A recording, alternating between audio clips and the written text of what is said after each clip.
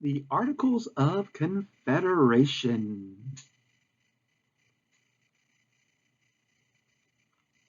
The Articles of Confederation come about as a result of the Revolutionary War, the war between the British colonists here in America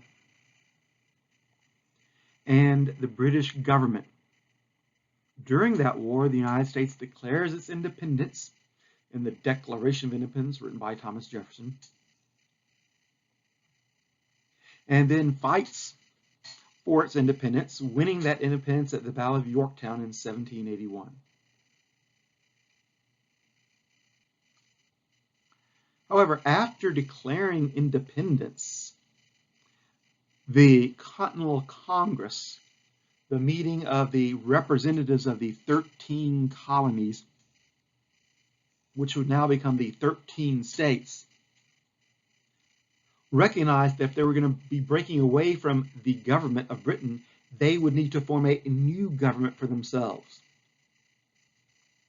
And so almost immediately after declaring independence, the Continental Congress got to work on drafting a constitution, a written document which would explain the type of government America was going to have.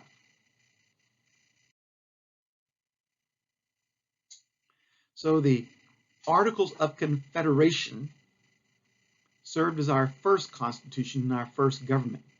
It was first suggested in Congress in 1777 and was written in 1777. However, it would not come into effect until 1781. It was a firm league of friendship. So when you think of the word confederation, what other confederation in American history might you think of? It might be the Confederates, the Confederate States of America in the Civil War era. The Confederate States of America lost that war. And one of the reasons they did lose was because they were a confederation. A confederation means that the states have most of the powers and the national government has just a little bit of power. Eventually, this firm league of friendship, where the states had almost all the power and the national government had almost no power, was replaced in 1789 with our present-day Constitution, which, as you can do the math, has lasted for over 230 years, as opposed to the Articles of Confederation, which lasted for 8 years, which should tell you something about how a confederation worked for America. Now, under the Articles of Confederation, every state would get one vote in Congress. Didn't matter how many people you had in your state. Didn't matter how big or small your state was geographically. Every state would get one vote for a total of 13 votes. There would be no executive branch to enforce the laws. So the states would enforce the law. Once the National Congress of the 13 states passed a law, then it would be up to the states itself to enforce the law. There would be no judicial branch. There would be no national court system. So again, once the 13 states in Congress passed a law or made a law, it'd be up to each state to have its own court system determine what the law meant. So there's only going to be one branch in this system, Congress. And Congress is going to consist of one group of people. 13 votes for the 13 states. Under this system, Congress is basically unable to regulate foreign and interstate commerce.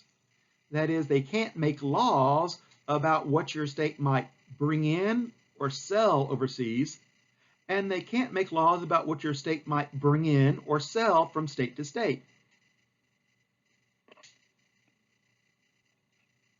Congress would be unable to collect taxes,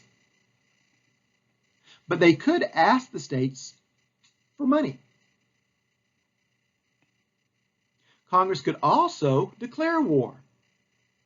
Congress could run the war, and Congress could make peace. Obviously, during the Revolutionary War, this is what you wanted your national government to do. You wanted your government to run the war, eventually make the peace. You certainly did not want a national government like the last national government you had, the last national government that took away your rights as British citizens, the last government you had that basically had a king who was acting like a dictator and basically telling you what to do. You certainly didn't want a strong national government like you had in Britain. So the colonists went completely the other extreme. They had a very weak national government. So again, that's one reason why the states had a lot of power and the national government had very little power, because the colonists were basically reacting to what the British government had done against them. And the last thing they wanted to do was create a government that was going to take away their rights again. Even to make a law in this new Congress required 9 of the 13 states to agree for a national law. That's 70%. Unlike today's legislative branches in the United States, where you need just over 50%, in this national legislature, you would need over 70% just to pass simple laws. Now, if you actually wanted to change the Articles to make it do something that it didn't have the power to do, you would need all 13 states agreeing.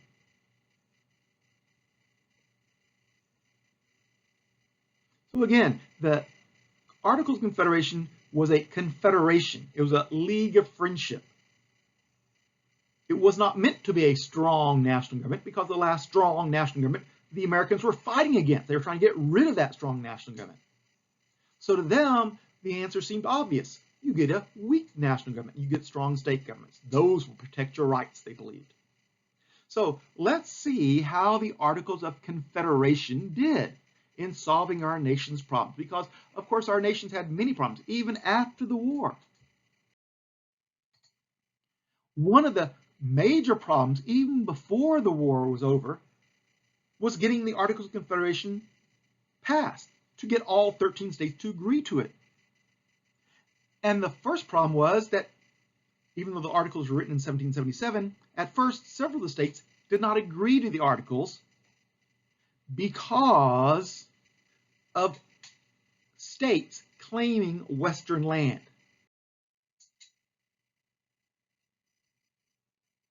So many, or well, some of the 13 states had claimed land over the Appalachian Mountains.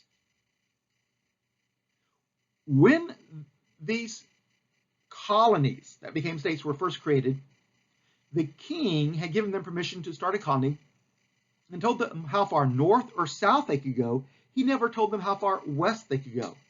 So many of these colonies, when they were started, they basically claimed all the land to the west, all the way to the Pacific Ocean. Of course, in 1607, when Jamestown was started, no one exactly knew where the Pacific Ocean was, as far as where they were at Jamestown.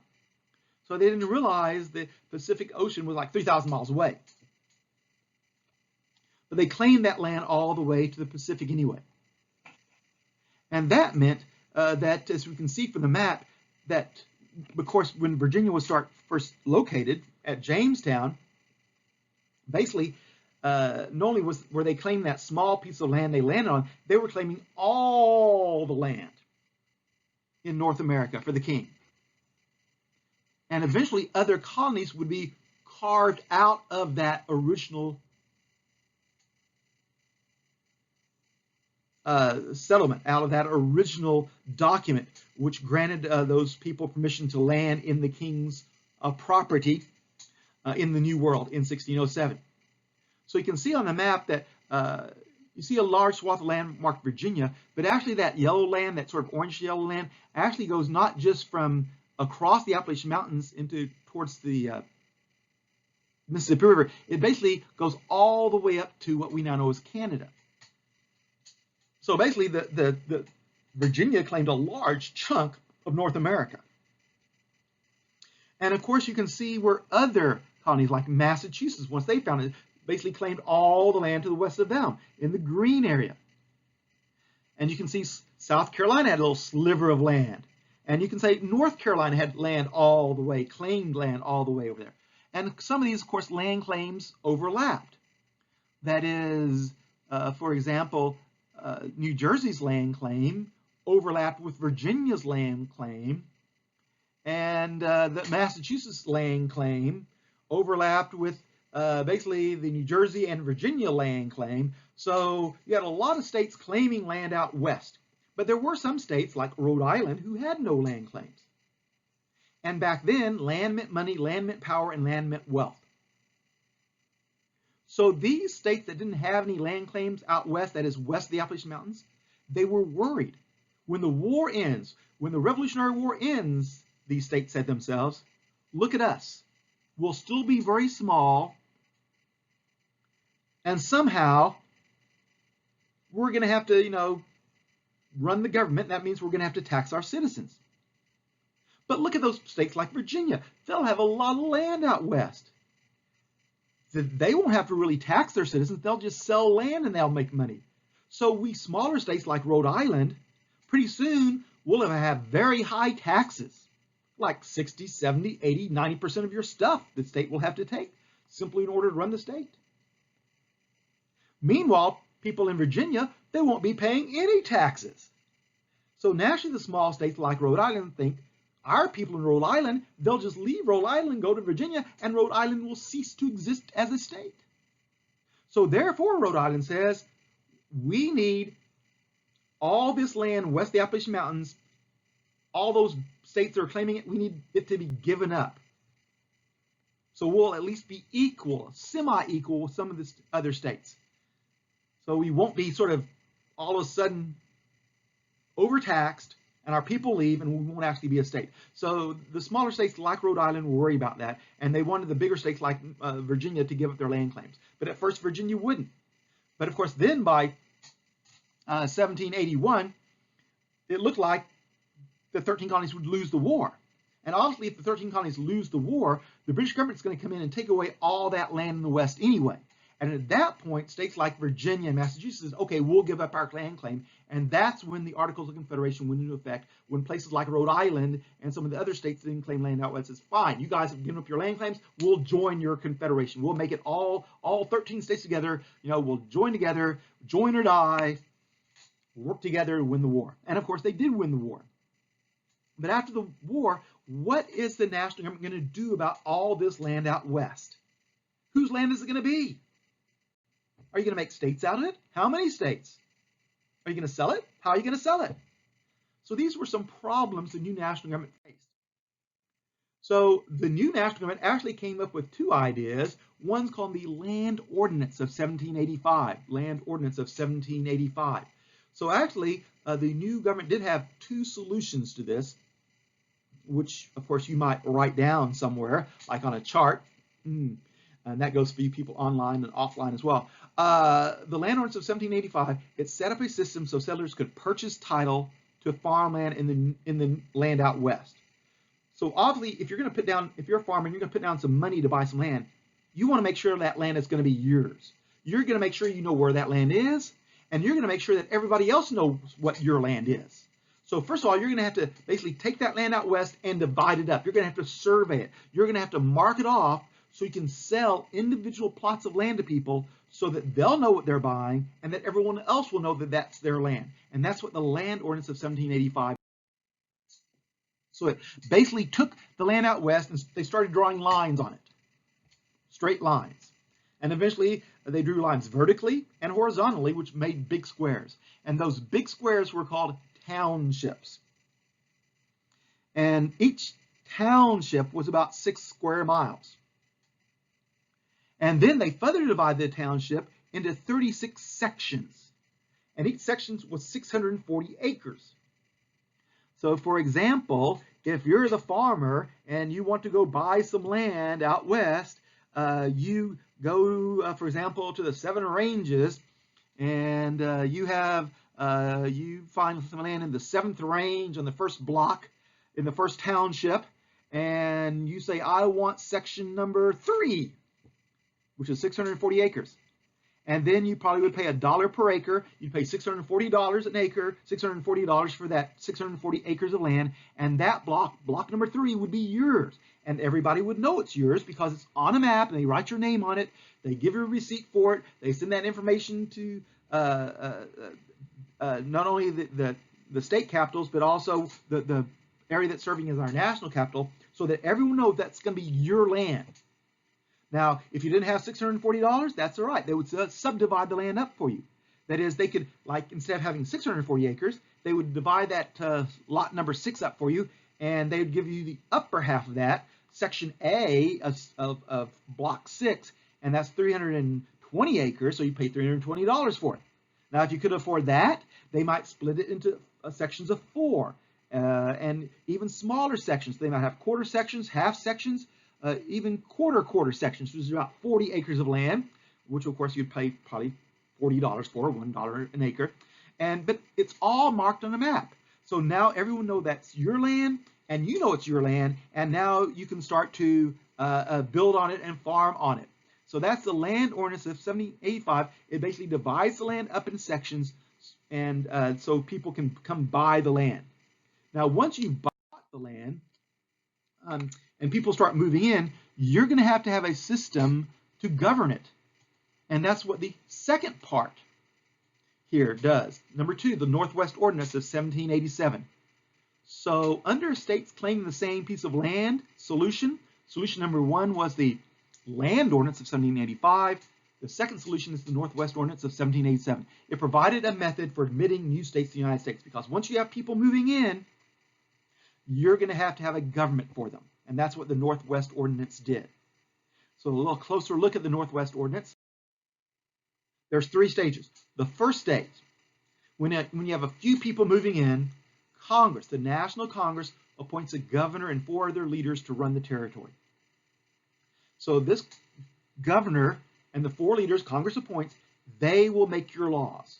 So when you're moving in this new territory and there's not many people there, you don't get to vote on anything. You don't get to vote on the laws. You don't get to vote on the governor. You don't get to vote on the people that make the laws. You just move in it, and the laws are already basically there, and the governor basically enforces the laws. Now, once your territory had 5,000 free men, then you move to stage 2. At that stage, those 5,000 free men could vote for a legislature. Now, the people that could vote at the time had to have, I believe, 40 or 50 acres of land that they had bought. So there were some land qualifications to this, but very small qualifications.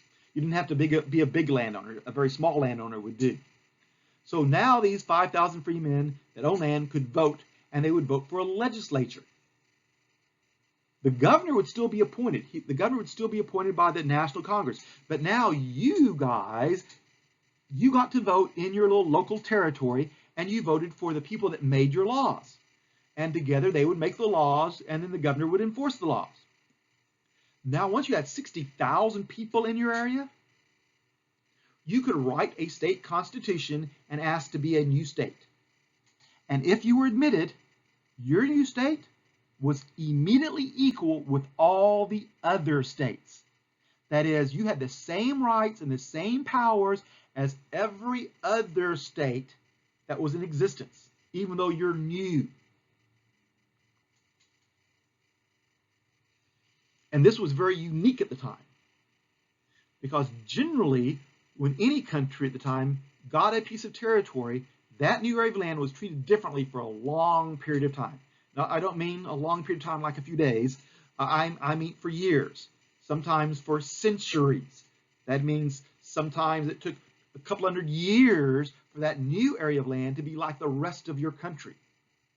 But in the United States, right from the very beginning, when they're admitting new areas of land to be a state, those states are immediately equal with, have all the powers of, all the other states.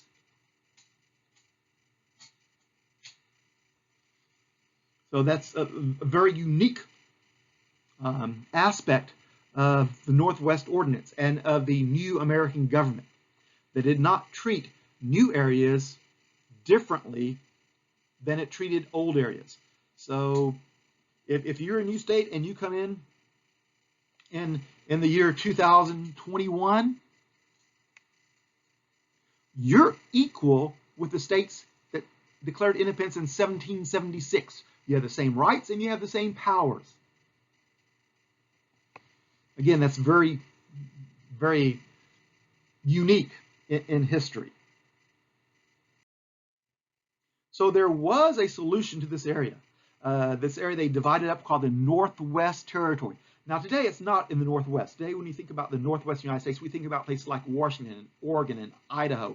That's the American Northwest today. But back in the 1780s, this was the American Northwest. On the other side of the Mississippi River was New Spain. North of that was Canada. And this area that we know was called the Northwest area. Now, eventually, the law stated that anywhere from 5 to 8 states would be created from this new area. So, of course, as you see, eventually 5 states were created from this Northwest Territory area. So the new government was able to solve the Western land claims, but only because all the states agreed about what they should do. Of course, they had other problems to contend with nationally. How about some worthless money? Of course, during the war, in order to finance the war, the Articles of Confederation had printed up money. And the states had also printed up money. Unfortunately, there was very little gold or silver to back it up with. So perhaps if your state had, or originally if the country had like $1,000 in gold and you printed up 1,000 $1 bills, you could go to the bank and get your $1 in gold. But then you keep printing money, and instead of having $1,000 for $1,000 in gold, you have $100,000 for $1,000 in gold. Then $1 million for $1,000 in gold. Then $10 million for $1,000 in gold. So eventually, when you go to the bank and say, "Hey, I'd like some gold," they go, "Well, no, there's so much money. I mean, you get like a microscopic speck of gold. Here, let me touch the gold, and I'll touch you, and there's your gold." So eventually the money was backed up by nothing, and then pretty soon people start to feel that the money is worthless, and therefore it is worthless. Our money is not backed up by gold or silver. That is, if you have a dollar bill, you can't go to the bank and get $1 worth of gold for it, or $1 worth of silver for it. So why is it valuable? It's valuable because somebody takes it from you to give you something. So when you buy a bottle of water for $1, they give you the bottle of water for $1. Why? Because they know when they sell like $5 a bottle of water and they get $5, they can go to the store and buy something for $5 that's worth $5 because people are going to take their money. So in some ways, the money's worth something because we believe it's worth something. But even more so, the money today is backed up by the full faith and credit of the United States government.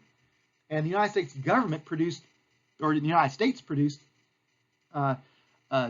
something like $12 trillion worth of stuff last year. And you divide that by the money in circulation, so people believe the money was worth something because it's backed up by a lot of wealth the United States has. And so people will take that from you. Now, of course, back then, the United States was a new nation. We were deeply in debt. That's the middle bar. That's how much money we owed. How much money we had is one of those other little coins. So there's no way to gain revenue, especially from the national government, because the national government had no power to tax. All it could do was ask the states for money. So first of all, the national government basically had no gold or silver at the end of the war. So the money was backed up by nothing. People believed the money was worth nothing because they really couldn't get anything, and people started giving them stuff for nothing. So you go, "Hey, I'd like to, here's $50. I'd like to buy that nice pair of shoes, please." And they go, "What? Do you have some gold and silver?" You go, "No, I have a $50 bill." They go, that's only paper. If I take that $50 from you, I can't get anything from it. No one will sell me anything for it. Forget that. Bring some gold and silver and you can have the shoes. So the money's worth something. People think it's worthless, and therefore it is worthless. It's not backed up by anything. And the Articles of Confederation can't tax its citizens. It can't actually go out and get any gold or silver. It can't ask you for your property to have some wealth for itself. All it can do is ask the states for money. And that's, would be like me asking you to give me money. You would give me no money. And so the states gave Congress no money. So what was the solution to this problem of worthless money? None. N-O-N-E, none. There was no solution to this worthless money problem under the Articles of Confederation. Also compounding that was an economic depression. A depression can mean that you're very sad, but in economic terms, it means there's an economic downturn in the economy. That is, fewer people have jobs and there's less wealth. And immediately after the Revolutionary War, that was certainly the case here in America. Basically, all the armies went home. The British Army went home, the French Army went home, and they took all their money with them. And so if you're in New York City and you've been selling to the British, and they leave with their money, and the French Army, which of course had been helping Washington win the war, they come in, but they only come in to actually board their ships and go home. You basically lost like 2/3 of your customers. And the other third that are left, they have worthless money. So you have fewer customers to sell to, and that includes farmers. Farmers during the war had increased their fields. They had borrowed money to buy more land, to grow more crops, because there was lots of armies fighting, and armies need food, and the armies were paying for food. But when the war is over, the armies go home, the American army's disbanded, and that means for you as a farmer, now you're growing a lot of food, but you don't have any customers, which means pretty soon you're getting very little money, which means you can't pay back your debt, which means your farm goes bankrupt. So businesses and farms were going bankrupt across the United States. The money was worthless. There weren't many people, as compared in the Revolutionary War, to spend that money, so it was an economic depression. Now today, there's some things that the government can do to solve that depression.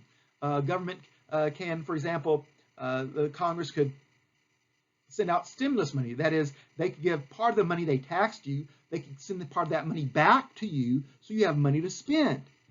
That's one way you can end the depression. You can also, for example, Congress could, for example, loan money to businesses. So businesses would not go broke, because when businesses go broke, they fire their employees. And when their employees are fired, they have no money to spend, which means other businesses go broke. And it's an ever-widening circle of economic depression. But if you can keep those businesses running by loaning them some money, you keep people at work, which means they keep spending money. Unfortunately, of course, the Articles of Confederation, they had no power to tax. And so the Articles of Confederation didn't have any money to loan anyone. Didn't have any money to send back from their taxes, because they collected no taxes from people. It had no money to loan for businesses. So solution to the problem? None. N-O-N-E, none. Then there was veterans' pay. So during the war, because Congress had no money, Congress had issued IOUs to the Army. And at the end of the war, veterans, the people that fought in the war, were supposed to come back, and Congress would give them the money. And remember also, Congress decided basically to give the officers, instead of a retirement plan, the Congress was going to give the officers 5 years back pay. So now, at the end of the war, all these veterans come up with their IOUs and said, hey, Congress, it's time for you to pay up. And the officers said, hey, Congress, where's our back pay? But Congress has no money, and they have no way of getting any money. Solution to veterans' pay? None. N-O-N-E, none. How about Indians on the frontier? So, of course, one of the things that started the American Revolutionary War was the British government telling Americans to stay on their side of the mountain, to stay on the eastern side of the Appalachian Mountains. Don't go over the western side. Don't go to inland lands, because that's going to cause problems. But now that these Americans are not part of Britain anymore, that proclamation of 1763 does not apply. And so now American settlers are moving west onto inland lands. And naturally, the Indians don't like settlers moving onto their land. And almost immediately, there's some problems with the Indians. Now, of course, there's many ways to deal with these problems with the Indians. One, the government could offer to buy their land. But the government had no money to buy the land with because the government had no power to tax, and therefore the Articles of Confederation was broke. Of course, you could also buy presents for the Indians. You could give the Indians something for their land. But unfortunately, the Articles of Confederation had no power to tax, therefore they had no money, therefore they could not buy anything to give to the Indians. Or, of course, you could always, as a last resort, call out the army to fight the Indians. Unfortunately, armies cost money, and the Articles of Confederation had no money and no way of getting any money, which means they had no army. So, solution to Indian problems on the frontier? None. N-O-N-E. None. Sometimes. How about British troops in U.S. forts? So at the end of the Revolutionary War, Britain was supposed to, of course, leave the United States. And they did leave major cities like New York and Savannah and places like that, Charleston. But along the Great Lakes, there were some forts that were basically on U.S. soil. But the British never left those forts because they were big money makers for Canada. The forts had for a long time engaged in the fur trade. So the Indians in the area would be hunting the furs, and they'd bring the furs to these forts, and the British would then give the Indians things they might need, like knives and guns and things like that. And then the British would take these furs, send them to Canada, and then send them to Europe, and again, you make clothes and other things with furs at the time. And there's a big fur craze, so furs are like a very high price. People pay a high price for them in Europe, and so you're making a lot of money off the fur trade. So when the war ends, the British do not abandon these forts, even though they're on U.S. soil. They stay in the forts because they're making money off of them. Of course, there are several ways you could approach this. So the Articles of Confederation says, hey, Britain, you're in these forts and they're on our land. Please leave. And of course, Britain goes, no, why don't you make us? Well, naturally, of course, what do? You call out the army and you attack these forts. The only thing is, the AOC had no army because armies cost money. And the AOC had no money and no way of getting any money. So the AOC had no army. So solution to the British in our forts? None. N-O-N-E. You detect a trend? Internal improvements. Internal improvements are things like roads and bridges and canals. So immediately after the Revolutionary War, Americans really needed to expand. Their road network was almost non-existent. The roads they had were basically just old mud trails. They needed new roads. They needed bridges over rivers, especially as they moved west. But of course, all these things cost money. But the AOC had no money. And the AOC had no way of getting any money. So, solutions to building roads, building bridges, building canals, solution to the internal improvement problem? None. N-O-N-E. None. Then comes the Mississippi River being closed. The Mississippi River, which was going to serve as our boundary between us and New Spain.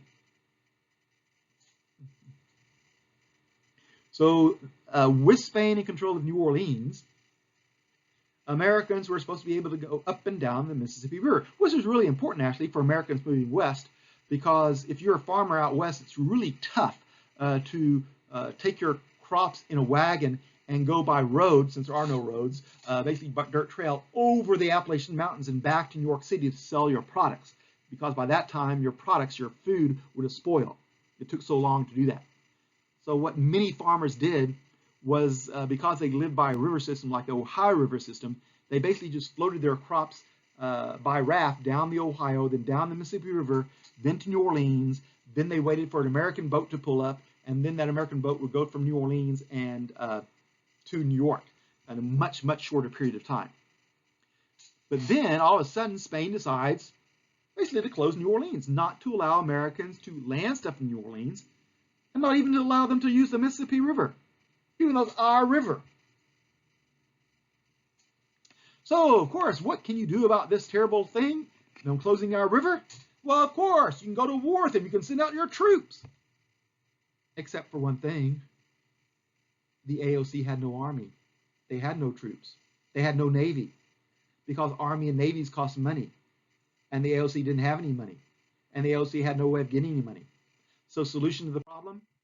None. N-O-N-E. None. That leads us to farmers' revolts. Particularly what's called Shays' Rebellion in Massachusetts. So during this time period, immediately after the war, again, Americans go back to their farms. And many farmers, of course, continue to grow crops. But remember, many of these farmers had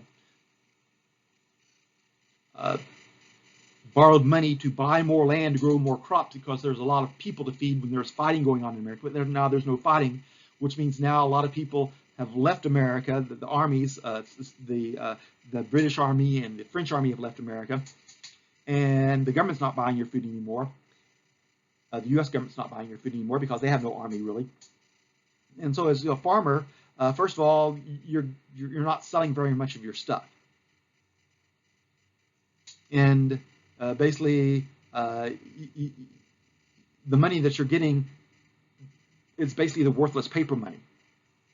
But when you pay the bank back, the bank wants gold or silver coin, but you don't have any gold or silver coin because you're lucky you get the paper money that people are paying you for this few crops that you do sell, which means a lot of farms are going bankrupt.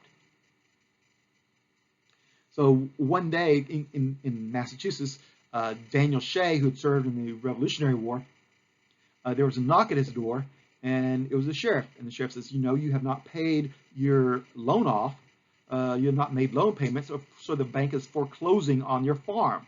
You need to get out of the farm. Of course, this relatively angered Daniel Shay, so he said, excuse me, Sheriff, one moment, and he came back with a gun. He says, Sheriff, get off my property before I shoot you. So naturally, the sheriff rides back to town and gets a posse and goes back to Daniel Shay's place. But by then, Daniel Shay had a few friends over, 500 of them, all armed with guns. These were local farmers who had the same problem of their farms being foreclosed at, these and people and the banks taking over their farms, and the government taking over their farms for the banks.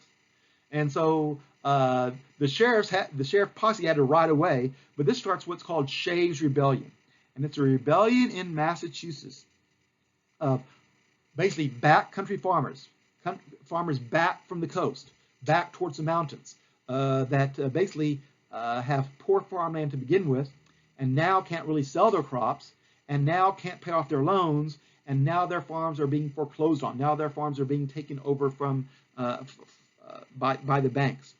And one of the first things these farmers did was to go to several towns and close down the courts, because when the banks wanted to foreclose on your land, they went to court and said, you know, Your Honor, these people have not paid what they owe us. Here's the paperwork. You know, it shows them they borrowed the money. It shows them and it shows they agreed to pay us back, and they're not paying us back. And therefore, Your Honor, would you please allow us to foreclose on your farm? And then the judge would, you know, sign a document allowing the bank to take over your land. But if you close down the courts, if you don't allow the judges to meet, if you don't allow the courts to operate, then the judges can't sign anything for the banks to take over your land. So Shays' Rebellion basically set out to basically close these courts in these towns down, so no more of their farms could be taken. But then they realized that, of course, this was a statewide issue, and they wanted the state government in Boston to do something about it, but the state government wouldn't. And so the farmers decided, well, let's just change the state government. Unfortunately, it wasn't time for elections, so they decided to change the state government by basically marching to Boston and taking over by force. And so they, first of all, they needed some weapons, not just some guns, but some nice cannons. And so they decided to march down to the armory, a place where the military keeps weapons like cannons. And the farmers decided to march to Springfield and basically bust in the armory, take it over, and then march to Boston and force the Massachusetts government to do what they wanted to. Naturally, the Massachusetts government immediately sent a message to the Articles of Confederation saying, "Hey, help us, help us! You know, we're being attacked. Our own people are turning against us. Please, Articles of Confederation, do something. Send out an army. We need some help. But the Articles of Confederation had no army because the Articles of Confederation had no money, and armies cost money. And the Articles of Confederation had no way of getting money. And so the Articles of Confederation had to tell Massachusetts, sorry, good luck with that. Now, eventually, the rich people of Massachusetts did basically hire an army. They got together some money. The rich people of Boston got together some money, and they sort of hired some people who had been in the Revolutionary War. And those soldiers went to Springfield, defended the armory successfully, and more or less put down Shays' rebellion. But this did show the weakness of the Articles of Confederation that couldn't solve very many of our nation's problems. In fact, basically, except for the Western land issue, they solved none of our nation's problems. And so obviously something's going to have to happen. Something needs to be done. Some change needs to happen. And we'll look at that change next time. Of course, solution to the problem was none. That's why they needed a next time. So solution to the Shays' Rebellion, there was no solution to the farmers' revolt. And by the way, there was more than just the revolt in Massachusetts. There were some in other states as well. But the solution of this was none. The national government can do nothing to help you because the national government had no armed forces, they had no money and no way of getting the money. Obviously, that needs to change, and that's what we'll look at next time. In fact, this cartoon sort of shows the Articles of Confederation sort of as a ship that's sort of run aground with all these problems.